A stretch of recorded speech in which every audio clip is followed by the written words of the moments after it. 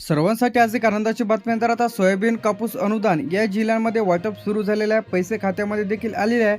आधार link bank खात्यामध्ये soybean कापूस याची जे काही अनुदानाची रक्कम आहे 10,000 रुपये शेतकरी बांधवांच्या खात्यामध्ये जमा होण्यास सुरुवात झालेली आहे. तुम्हाला जर पैसे आले नसतील तर हा व्हिडिओ तुम्ही शेवटपर्यंत बघा. अनुदानाचे पैसे कशा पद्धतीने अर्ज करून तुमच्या खात्यामध्ये येणार आहे हे आपण आजच्या व्हिडिओमध्ये सांगणार आहे.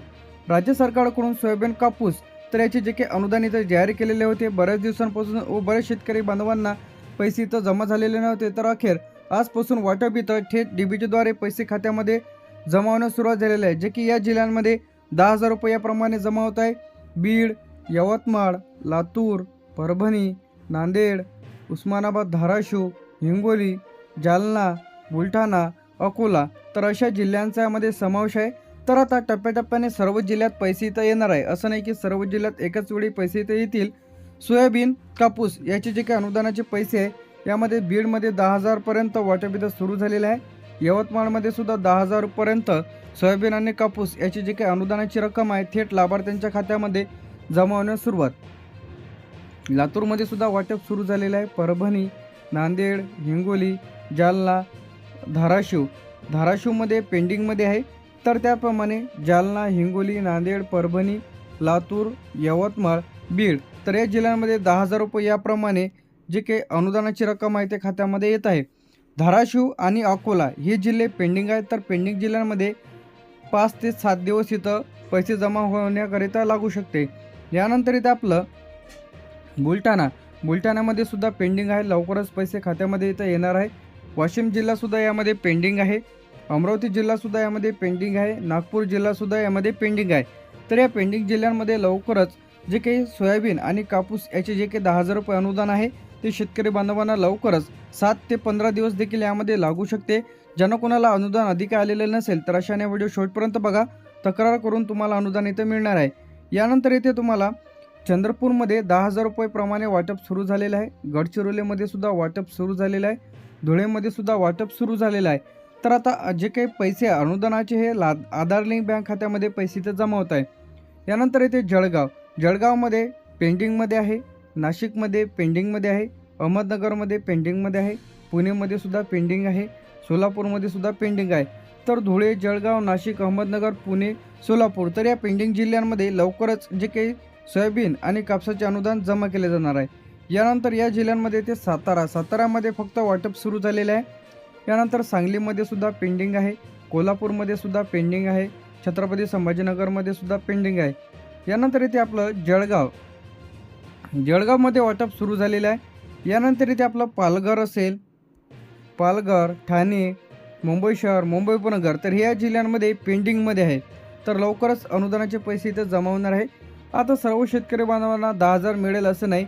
आता हे तुमच्या पीक व क्षेत्रावर तुमची भरपाई हे अवलंबून राहणार आहे जे काही अनुदानाची रक्कम.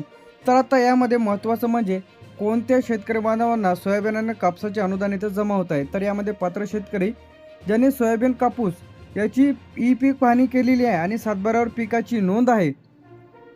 म्हणून वारंवार सांगतो की मी तुम्हाला पीक पाहणी करणे गरजेचे आहे आणि पीक पाहणी करून घ्यायची आहे. ज्यांचे आधार कार्डला बँक पासबुक लिंक आहे असे शेतकरी बांधव, ज्यांचं बँक खातं ॲक्टिव्ह आहे, शासनाच्या पात्रतेनुसार लाभार्थ्यांची यादी इथं मंजूर केलेल्या यादीमध्ये नाव आहे. त्याचप्रमाणे ज्यांचा डेटा तलाठी कृषी विभागाकडून व्हेरीफाय केलेला आहे तर अशा शेतकरी बांधवांना सोयाबीन आणि कापसाचे जे की 10,000 रुपयाचे अनुदान आहे ते खात्यामध्ये येत आहे.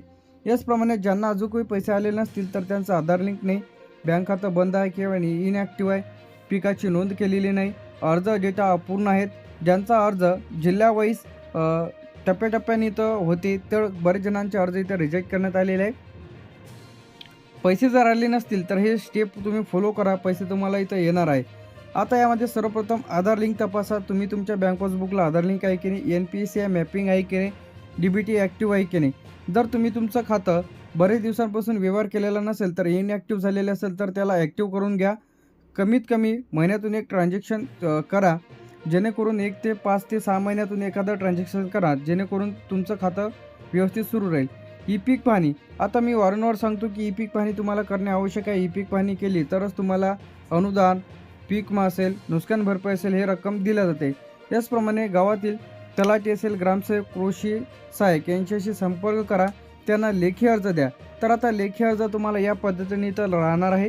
तर सर्वप्रथम तुम्हाला प्रति कृषी अधिकारी साहेब, अनुदान रक्कम न मिळाल्याबाबत महोदय तुमचे नाव लिहायचं आहे, गाव, मी सोयाबीन कापूस पिकाची नोंद केलेली आहे, परंतु अजूनही माझ्या खात्यामध्ये अनुदानाची रक्कम जमा झालेली नाही.